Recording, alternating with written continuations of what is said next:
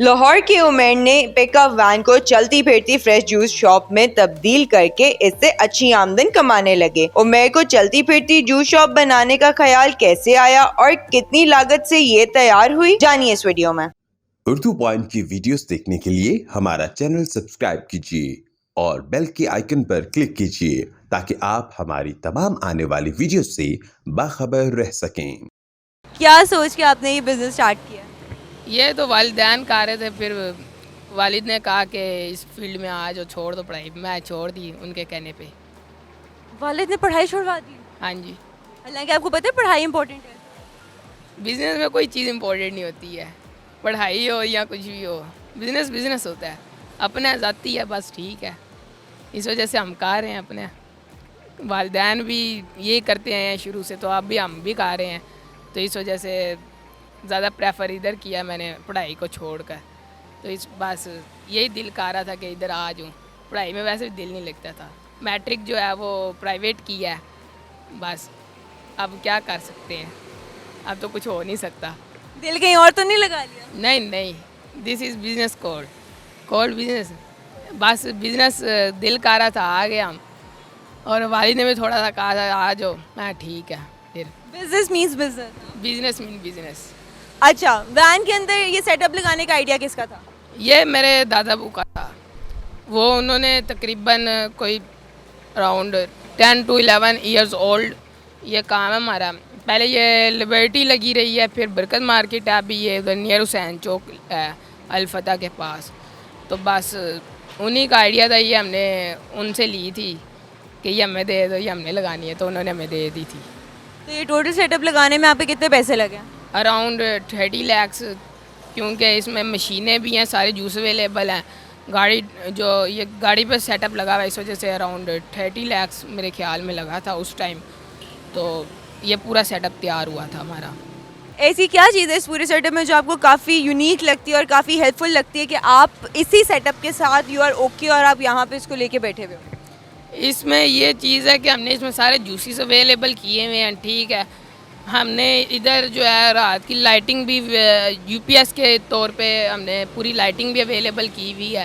इसमें जो मशीनें हैं वो जदीद किस्म की लगी हुई है, जिससे हमारे बहुत इजी हो जाता है हमारा जूस बनाना। इधर विद इन मिनट्स हम जूस बना के दे देते हैं कस्टमर को। गन्ने की मशीन इतनी बड़ी है, ये लगाने में सर आपका कितना अप्रॉक्सीमेटली सारा एक्सपेंस आया? उस टाइम मेरे ख्याल में 3 lakhs आए थे, और इस टाइम जो मशीन की प्राइस है वो कॉस्ट है तकरीबन 7 lakhs। तो इसकी मेंटेनेंस वगैरह आप खुद कर लेते हो? हाँ जी, अल्हम्दुलिल्लाह हम खुद कर लेते हैं इसकी मेंटेनेंस। अगर इलेक्ट्रिसिटी का कोई इशू आए या खंभे से सीधा ही तार लगाइएगा? नहीं नहीं, इधर हमने जनरेटर रखे हुए हैं बेसिकली, जो हमें सारे मदद करते हैं, बिजली की भी और दूसरी भी।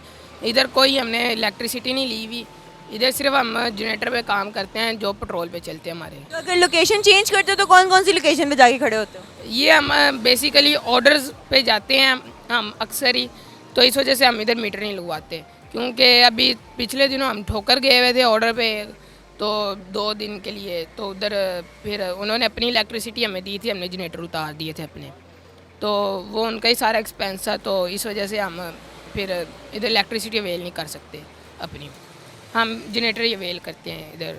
जो जनरेटर्स रखे हुए उनका पेट्रोल कैसे पूरा होता है? वो पेट्रोल कैदी में ले आते हैं हम, ठीक है। भाई जाके सुबह पेट्रोल पूरा कर देता है जो उसे भाई ने करना होता है। तो एक ग्लास कितने का बेचते हो? हमारा जो गन्ने का है ईच ग्लास है वो 100 का है, और जो और भी जूस शेक्स हैं अवेलेबल हमारे पास, मैंगो है, आड़ू है, एप्पल है, वाइट अनार है, ग्रे फ्रूट है, मिंट मार्गरीटा है, खोया खजूर है, लेमनेड है, सारे जूस तकरीबन अवेलेबल है हमारे पास सीजनल। तो इस वजह से फिर वो जो प्राइसेस हैं वो डिफरेंट्स हैं इसकी। जैसे मैंगो का हमारे पास एक ही साइज़ होता है, लार्ज है, मीडियम नहीं रखा हुआ है, मीडियम भी अवेल करना है हमने बहुत जल्द।